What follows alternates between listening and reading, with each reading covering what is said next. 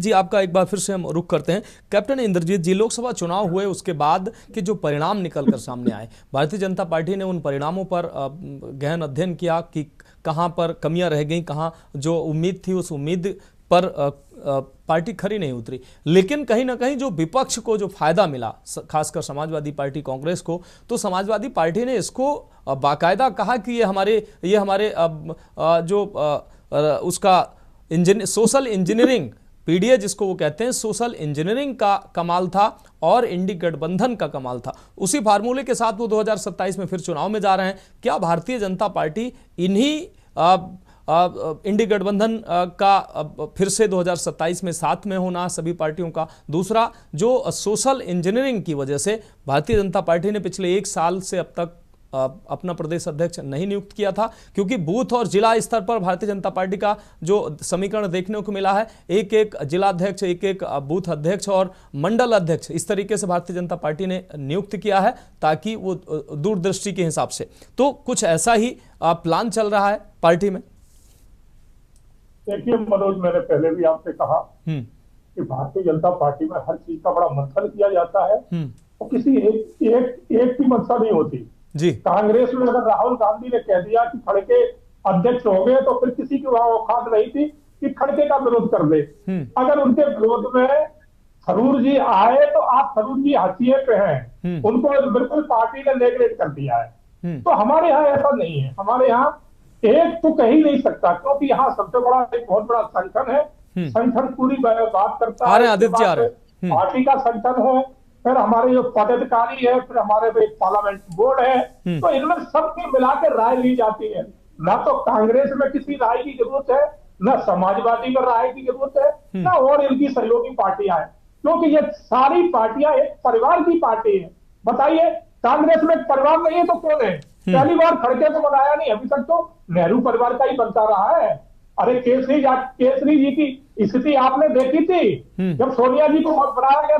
केसरी जी का कार्यकाल पूरा नहीं हुआ था, उनका सामान उठा के कांग्रेस कार्यालय से अकबर रोड से उठा के बाहर फेंक दिया था, कपड़े तक उनके फाड़ दिए थे। क्या हालत करी थी कांग्रेस ने केसरी जी की? वो तो पिछड़े वर्ग से आते थे। इसी तरह से समाजवादी पार्टी में अभी तक कितने अध्यक्ष इनने अब बाहर के बनाए परिवार के अलावा? एक बार पहली बार इन लोग कुछ साधने के लिए ब्राह्मणों को बता। अभी बार बार चर्चा चल रही थी, काफी लोगों ने कहा कि ब्राह्मण समाज नाराज। क्यों भैया, ब्राह्मण समाज भारतीय जनता से क्यों नाराज है? ब्राह्मण समाज के हमारे पास उप मुख्यमंत्री है, ब्राह्मण समाज के हमारे पास मंत्री है, ब्राह्मण समाज के केंद्र में नेता है। तो ब्राह्मण समाज का तो हर जगह भारतीय जनता पार्टी में पूर्ण हिस्सेदारी है। तो इस तरह का ये नैरेटिव फैलाना कि ब्राह्मण समाज क्यों नाराज है, अगर वहां ब्राह्मण समाज से कोई बात हुई है तो वहां सर्व समाज उनके साथ खड़ा रहा है। जो अभी यादवों के साथ जरूर नहीं है ब्राह्मण समाज।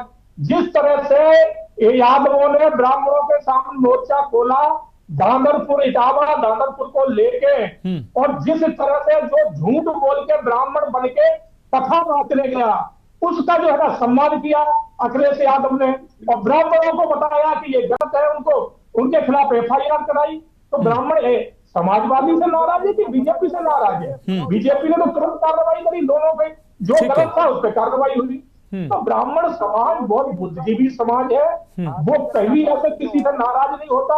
अब वो यहाँ टीवी पे बैठ के कोई अपनी नैरेटिव फैलाना चाहता है, अपनी वाह किसी के माध्यम बटोरना चाहता है, तो बात अलग है। और रही बात, अभी ये भी चर्चा चली कि ठाकुर को नहीं बना।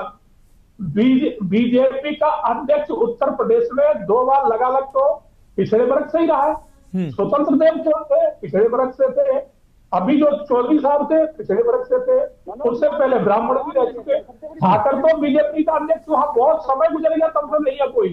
तो ये कहना गलत होगा। ठीक है। और एक और सुने, और समाजवादी की पार्टी की बात कहें तो इनके तो घर में अध्यक्ष भी हुआ करता था और मुख्यमंत्री भी हुआ करता था। तो ये अपने तरफ निगाह नहीं मारेंगे कभी कि हमारे तो सारा पद परिवार में ही है।